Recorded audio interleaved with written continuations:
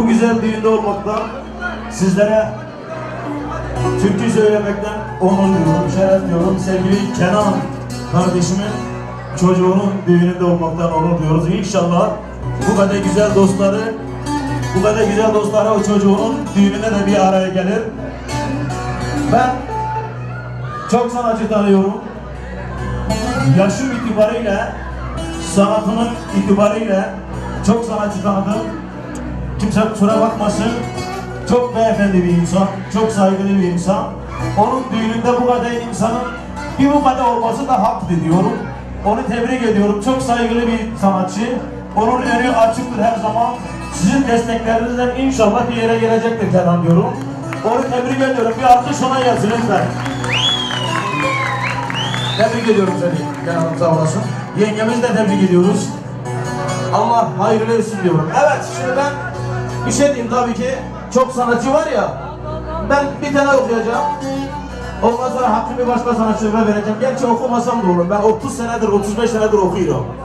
Var yeni sanatçılar olmasın değil mi? Burhan Dağ'a teşekkür ediyorum. Bizi bugün çok güzel ağırladı. Yemekler yedirdi kardeşim. Bir haftadır onun misafiriyim. Burada düğüne geleceğim diye bir haftadır yemek yiyorum bedavadan.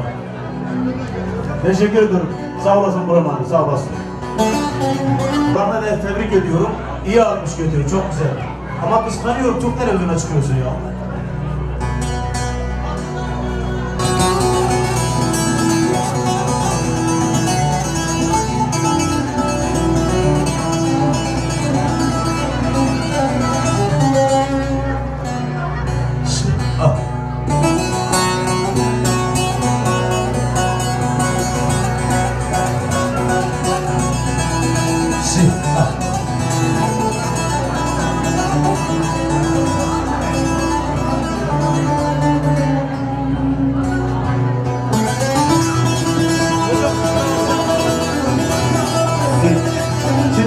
Oturursanız, bazı çömeyin, oturursanız çömeyin, oturan insanlar da görebilsinler. Güzel bir canlıca.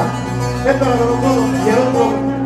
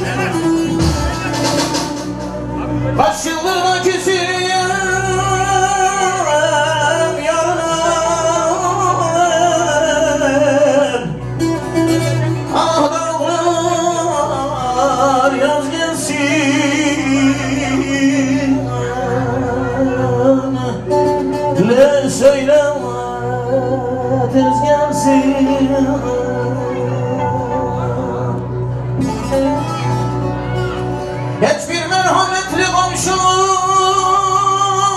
yokmuş.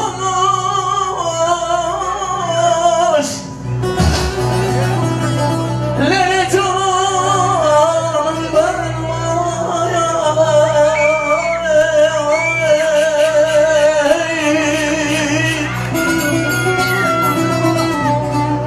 beni konuşturamaz mı?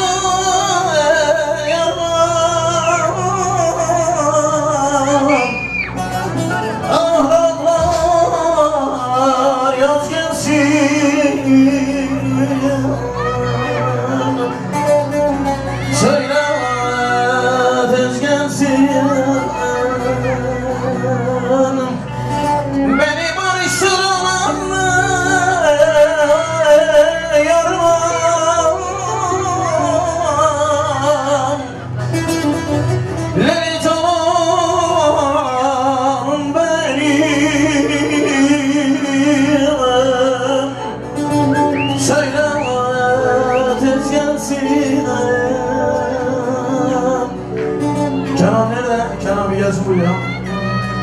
Edirne'de. Sizin için geldik buraya. Teşekkürler. Evet, güzel.